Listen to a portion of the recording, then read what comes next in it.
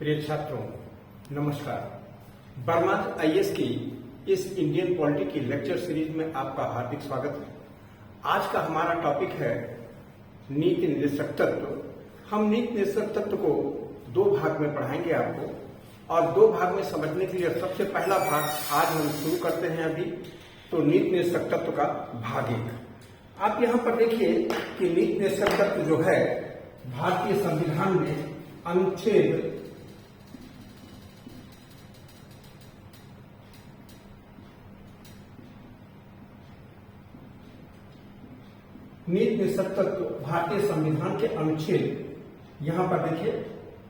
36 से लेकर के 51 तक में दिए गए हैं। यहां पर देखिए एक बात और भी है कि मौलिक अधिकार आपने पढ़ा। मौलिक अधिकार का अगर हम दूसरा भाग देखें तो ये नीति निर्देशक तत्व है। मौलिक अधिकार जहां न्यायालय द्वारा प्रवर्तनीय है, मौलिक अधिकार न्यायालय द्वारा प्रवर्तनीय नहीं है।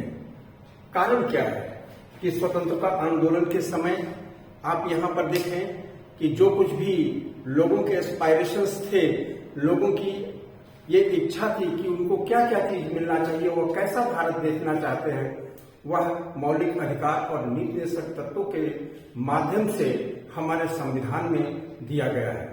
यहाँ पर देखिए डॉक्टर भीमराव अंबेडकर की यह बात काफी उल्लेखनीय है कि जहां पर मौलिक अधिकार जो लोगों के राजनीतिक अधिकारों को काफी हद तक एक स्वरूप प्रदान करते हैं, यानी राजनीतिक स्वतंत्रता की बात करते हैं, वहीं पर अगर हम नीति निर्देशक तत्वों को देखें वो आर्थिक और सामाजिक स्वतंत्रता की बात करते हैं। राजनीतिक स्वतंत्रता हमको 15 अगस्त 1947 को प्राप्त हो गई थी। अब नीति निर्देशक तत्वों के द्वारा में के साथ ही यह आर्थिक और जो सामाजिक स्वतंत्रता की बात है उस उद्देश्य तक पहुंचना है, यह सरकारों को करना है। अब आप यहां पर देखें कि मौलिक ये नीति निर्देशक तत्वों की बात कहें तो इसका स्रोत क्या है। आप यहीं पर देखिए, अगर हम सबसे पहले देखें तो पृष्ठभूमि इसका क्या है। सबसे पहले हमको पहला उल्लेख मिलता है नेहरू रिपोर्ट।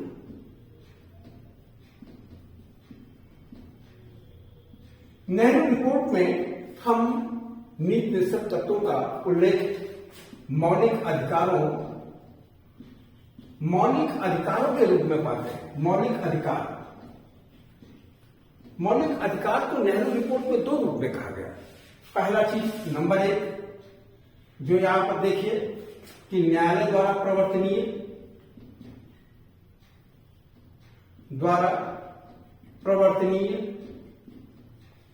और दूसरी चीज है कि अप्रवर्तनीय, यानी न्यायालय द्वारा अप्रवर्तनीय। दोनों चीजें हैं कि न्यायालय के द्वारा एक लागू कराया जा सकता है, दूसरा नहीं लागू कराया जा सकता।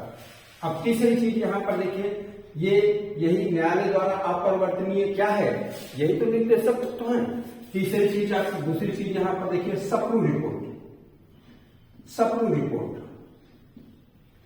सप्रू रिपोर्ट में भी इसी रूप में मौलिक अधिकार प्रवर्तनीय और अपरिवर्तनीय के रूप में यहां पर रखा गया, और ये कहा गया कि भारतीय संविधान में जब भी भारतीय संविधान बने या भारत के लोगों के लिए ये आवश्यक है।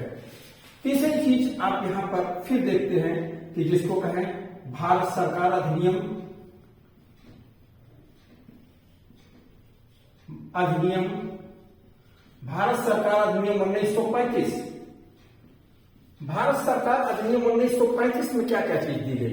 भारत सरकार अधिनियम 1935 में आप एक चीज पाएंगे कि जहां पर भारत सरकार अधिनियम 1935 में अनुदेश कुछ दिए गए, और वो अनुदेश क्या थे। यहां पर भारत सरकार अधिनियम ये अनुदेश थे कि ब्रिटिश सरकार भारत में जो गवर्नर जनरल है या गवर्नर है, उनको शासन किस प्रकार से चलाना है वो ब्रिटिश सरकार के द्वारा अनुदेश दिए जाते हैं। अंबेडकर साहब ने इसी संदर्भ में कहा था कि केवल नाम बदला गया है उन अनुदेशों का इस भारतीय संविधान में, जो 1935 के संविधान के जो अनुदेश हैं वह यहां पर आप देखें कि भारत के संविधान के अंतर्गत नीति निर्देशक तत्व दिए गए हैं। दोनों में अंतर क्या है? जहां पर वह ब्रिटिश सरकार दे रही थी अनुदेश गवर्नर और गवर्नर जनरलों को, गवर्नरों और गवर्नर जनरल को, वहीं पर अगर हम यहाँ पर देखें तो संविधान जो है राज्य को यह आदेश दे रहा है।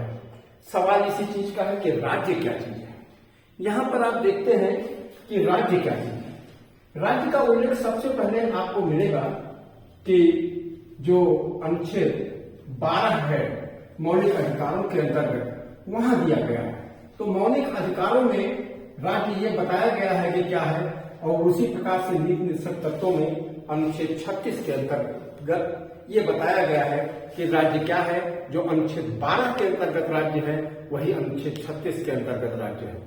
यहाँ पर आप एक बात और देखिए कि राज्य जो यहाँ पर उल्लेख किया गया है वह प्राधिकारियों के रूप में जो प्रयोग होते हैं यहाँ पर, उनके लिए राज्य शब्द का प्रयोग किया गया है। अगली चीज यहां पर देखिए, जो स्रोत है ये क्या है?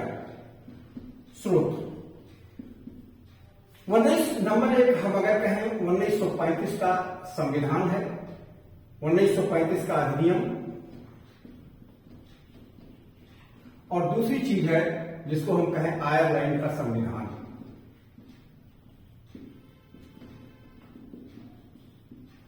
आयरलैंड का संविधान ये जो है, आयरलैंड के संविधान के ये अनुच्छेद 45 में दिया गया है। आयरलैंड के संविधान के अनुच्छेद ये 45 में दिया गया है। अब उसके बाद दूसरी चीज देखिए, जो आयरलैंड में कहां से आया? स्पेन से आया। स्पेन इसके प्रारंभ करता है, और आयरलैंड में यहां से स्पेन से आयरलैंड और आयरलैंड से भारत, ये यहां पर यह लागू किया गया। तो अब आप इसके बाद देखिए, तीसरी चीज हम यहां पर देखें कि जो इसमें उद्देश्य दिए गए हैं, तीसरी चीज हम यहां पर बताते हैं उद्देशिका और नीति निर्देशक तत्व। अगली चीज यहां पर देखिए, उद्देशिका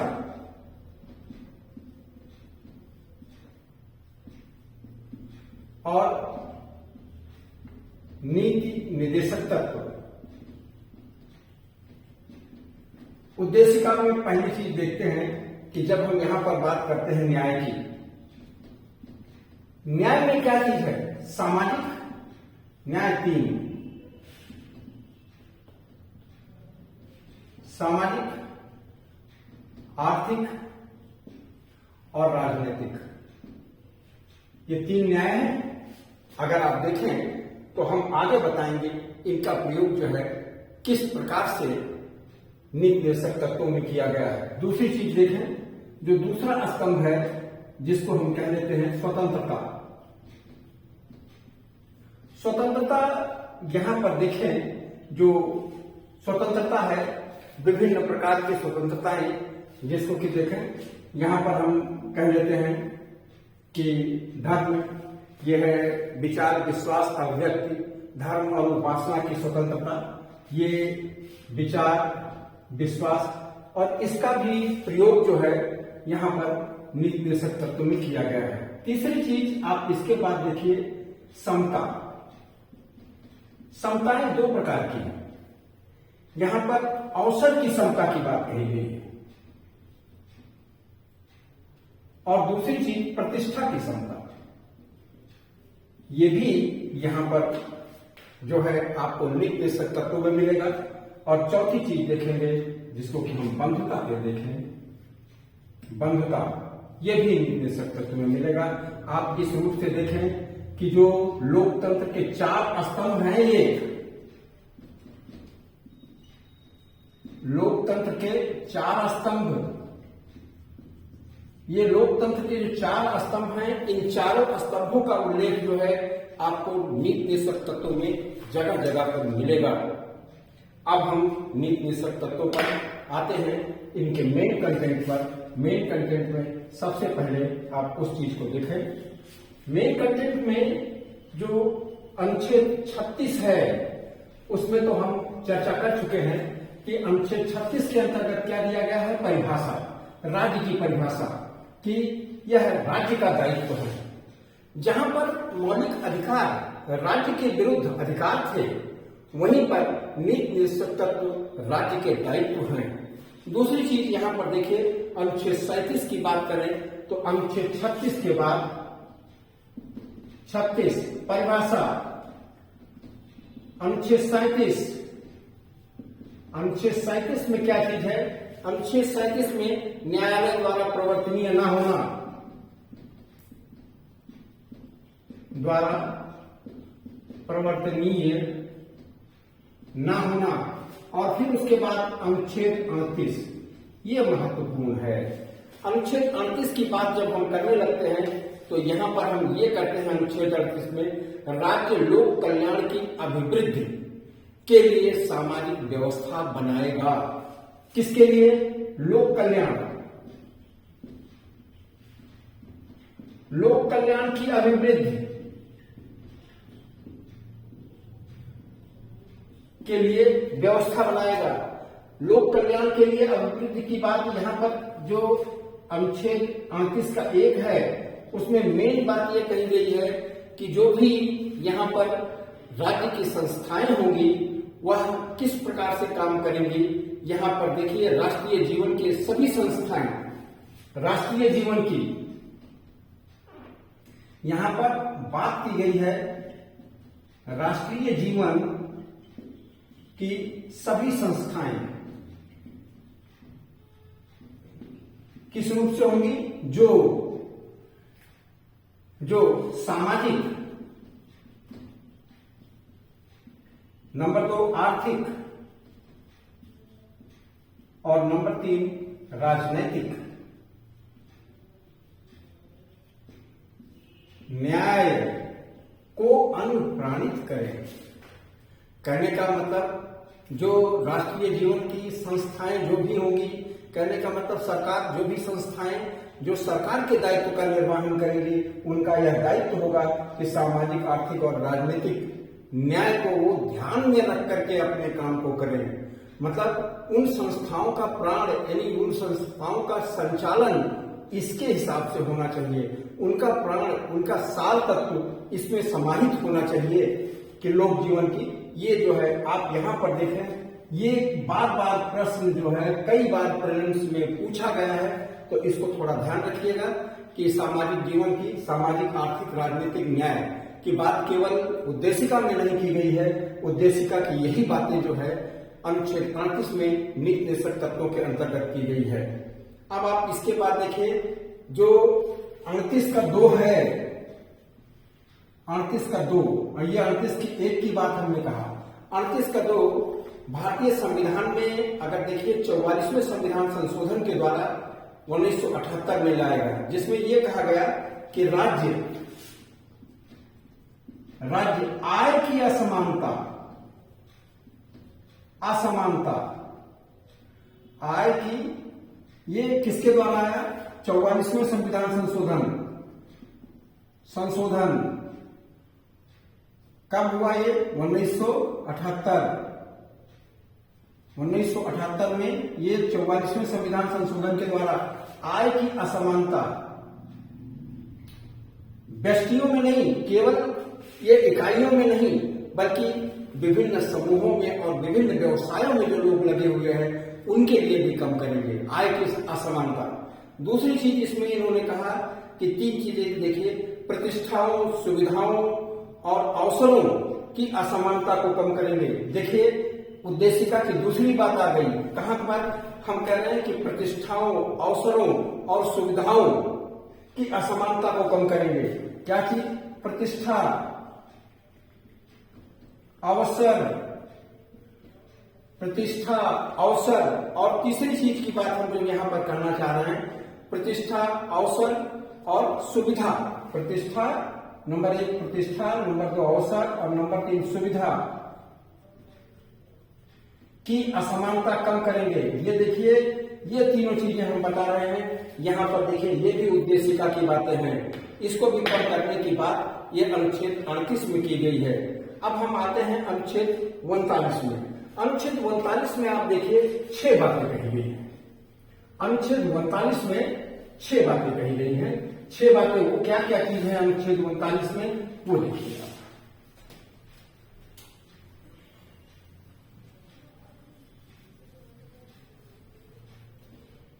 अब अनुच्छेद 39,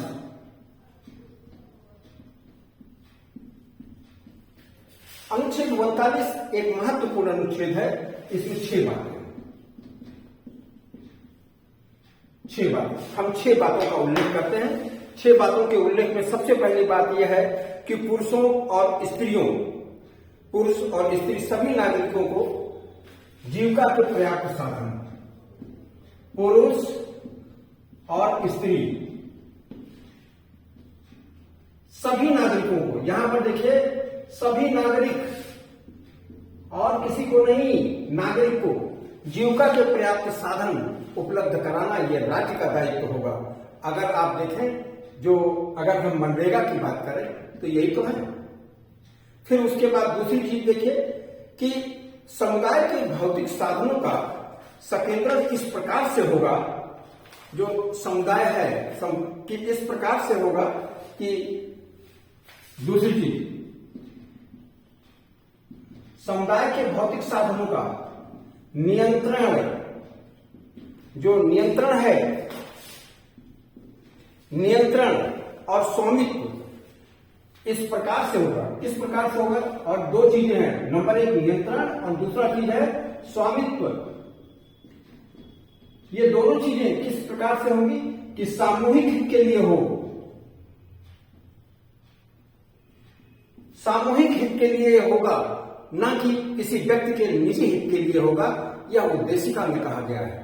उद्देशिका के लिए यह भी कहा गया है कि आप चाहे जो व्यवस्था, चाहे पूंजीवादी, चाहे समाजवादी, चाहे साम्यवादी करें, लेकिन इन तत्वों को लोगों के लिए आपको करना ही करना है। तीसरी चीज देखिए, आर्थिक व्यवस्था इस प्रकार से चले कि उत्पादन, आर्थिक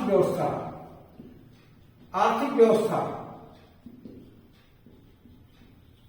इस प्रकार से चले कि यहां पर देखिए तीसरी चीज है, आर्थिक व्यवस्था इस प्रकार से चले कि उत्पादन के साधनों का सर्वसाधारण के लिए अहितकारी संकेंद्रण ना हो। कहने का मतलब ऐसा ना हो जाए कि सारी संपदा एक जगह इकट्ठा हो जाए। हमारी इकोनॉमी ऐसी होनी चाहिए कि सबको लाभ दे, सबको लाभ मिले, सबको फायदा मिले। चौथी बात यहां पर, फिर उसके बाद देखिए पुरुषों और स्त्रियों को समान कार्य के लिए समान वेतन, ये बहुत आता है एग्जाम में। पुरुषों और महिलाओं, स्त्रियों के लिए समान कार्य के लिए समान वेतन। और 5वीं चीज यहां पर है कि पुरुष और स्त्री कर्मकारों को शक्ति और बालकों के सुकुमार अवस्था के लिए इस प्रकार से हो कि उनका दुरुपयोग न हो। और 6ठी बात है कि बच्चों के लिए कि उनका स्वतंत्र और गरिमा में ऐसा वातावरण बनाया जाए कि बच्चे मजबूर होकर के किसी अनैतिक या और चीजों में ना लग जाएं। ये अनुच्छेद 39 की 6 बातें हुई। और उसके बाद 39 के बाद अगली जो हमारा आता है 39 का। 39 का में अगर हम देखें, 39 का में क्या है, समान, जैसे हम यहां पर देखते हैं समान विधिक सहायता, समान विधिक व्यवस्था और निःशुल्क विधिक सहायता। यहां पर देखिए कि अनुच्छेद 39 का में है कि सबके लिए ऐसा विधि तंत्र हम स्थापित करें कि सबको जो है एक समान रूप से न्याय की व्यवस्था प्राप्त हो सके।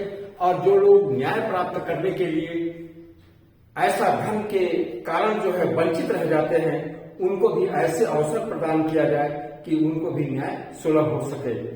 उसके बाद आप यहाँ पर देखें कि जो सुलभ हो सके, इसीलिए देखिए नालसा या जगह जगह पर आप देखते हैं कि पोस्ट बनाया गया है जिलों में कि जहां पर विधिक सहायता उपलब्ध कराई जाती है।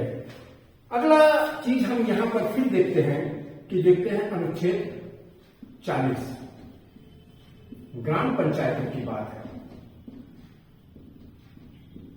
ग्राम पंचायतों की स्थापना के लिए यहां पर बापू ने भी कहा था, गांधी जी की भी यह स्वप्न था कि ग्राम पंचायतें स्थापित हों। इसके बाद आप देखते हैं कि 73वां संविधान संशोधन के जरिए जो है ग्राम पंचायतों को पूरी तरह से संवैधानिक स्वरूप प्रदान किया गया और ये जो है ग्राम पंचायतें इस समय अब तीसरे चरण के रूप में हैं। जैसे कि देखिए, पहला चरण केंद्र का है, दूसरा राज्य का है, तीसरा स्थानीय निकायों का है। तो स्थानीय निकायों के रूप में इस समय ग्राम पंचायतों की स्थापना की गई है। हम आगे के वीडियो में ग्राम पंचायतों की भी चर्चा करेंगे जब वहां तक पहुंचेंगे, लेकिन आज हम पहला भाग यहीं पर रोकते हैं। हम 6:40 के बाद हम अगला भाग में आएंगे। हम एक चीज यहाँ पर आपसे ये चाहेंगे कि आपको ये वीडियो कैसा लगा वो देखिए। आप इसके बारे में कुछ और पूछना चाहते हैं तो वो भी कमेंट बॉक्स में लिख करके पूछिए। कोई और भी जानकारी चाहते हैं और पूछना चाहते हैं तो पूछिए। और ये वीडियो हम आज यहीं पर रोकते हैं। धन्यवाद। फिर अगले वीडियो में दूसरे पार्ट में मिलते हैं।